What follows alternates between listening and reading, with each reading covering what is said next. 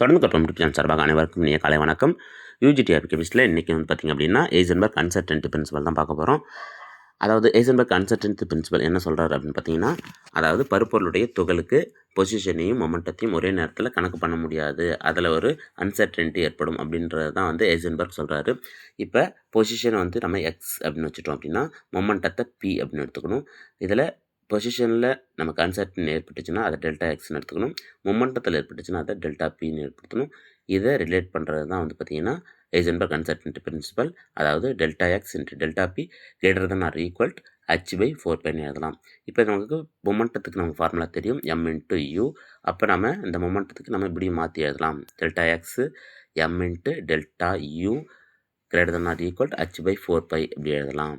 இப்போ இதை நம்ம வேறு மாதிரி எழுதலாம், delta x m into delta u greater than or equal h/2ன்னு எழுதலாம். ஏன்னா நமக்கு h/க்கு தெரியும் டிராக் கான்ஸ்டன்ட் h/2π அப்படின்றது தெரியும்.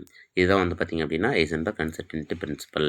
இதில் என்ன சொல்ல வரான்னு பார்த்திங்க அப்படின்னா, ஒன்றும் இல்லை, எக்ஸ்ன்றது பொசிஷன், பின்றது மொமெண்டம். இது ரெண்டும் ஒரே நேரத்தில் கணக்கு பண்ண முடியாது.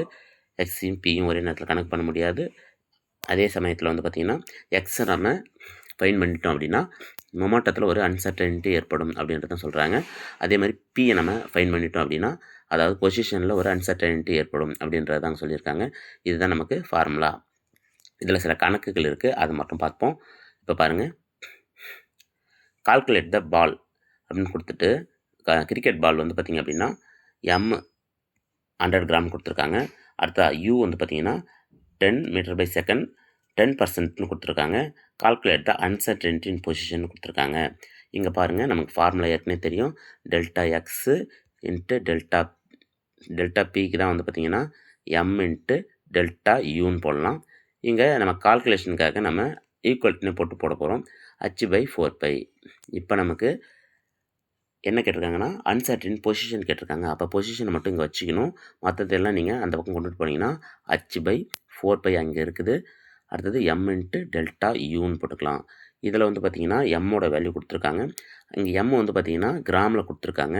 கிராமில் கொடுத்துருக்கிறதால நம்ம கிலோகிராமில் மாற்றிக்க போகிறோம். அப்போ 4π இங்கே எம் வந்து பார்த்திங்கன்னா 100ன்னு போட்டு பக்கத்தில் 10⁻³ போட்டால் கிலோகிராமுக்கு மாறிடும். அடுத்தது வந்து பார்த்திங்கன்னா டெல்டா யூ. இங்கே யூ ஏற்கனவே கொடுத்துருக்காங்க, அதாவது 10ன்னு கொடுத்துருக்காங்க.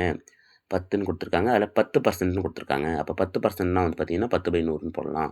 அப்போ இது வந்து பார்த்திங்கன்னா 1 மாறிடும். அப்போ இங்கே வந்து வேல்யூ 1 தான்.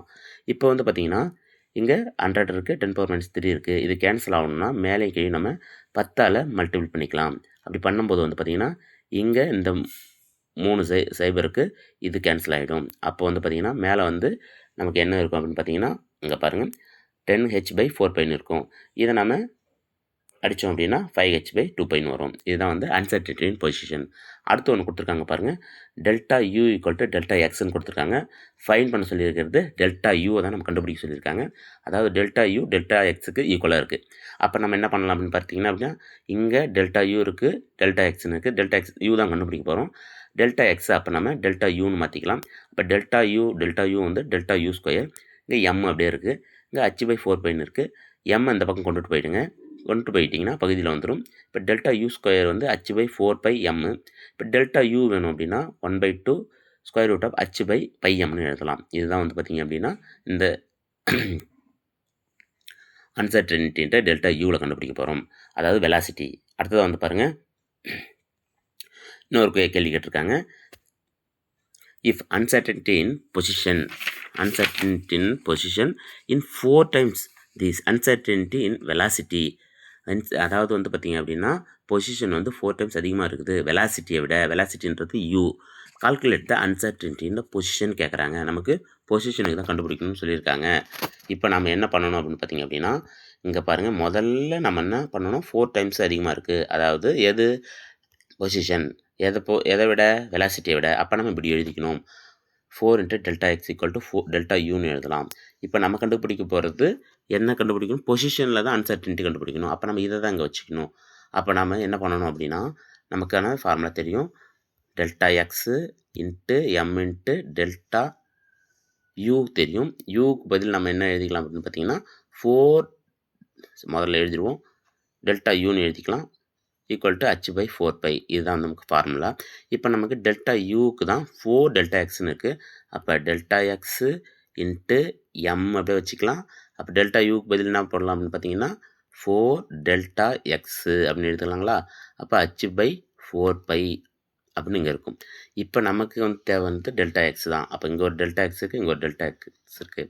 அப்போ delta X square equal to h/16 πmன்னு வந்துடும். இப்போ நமக்கு தேவையானது டெல்டா எக்ஸ் தான். அப்போ டெல்டா எக்ஸ் வந்துட்டு நம்ம இங்கே வச்சுட்டு அப்போ ஸ்கொயர் ரூட் எடுத்தோம் அப்படின்னா 1/4 ரூட் h/πmன்னு வந்துடும். இதுதான் வந்து பார்த்திங்க அப்படின்னா எக்ஸில் ஏற்படுற அன்சர்டனிட்டி பிரின்சிபல். இந்த வீடியோ உங்களுக்கு பயனுள்ளதாக இருந்ததுன்னா லைக் பண்ணுங்கள், ஷேர் பண்ணுங்கள், சப்ஸ்கிரைப் பண்ணுங்கள். தேங்க்யூ.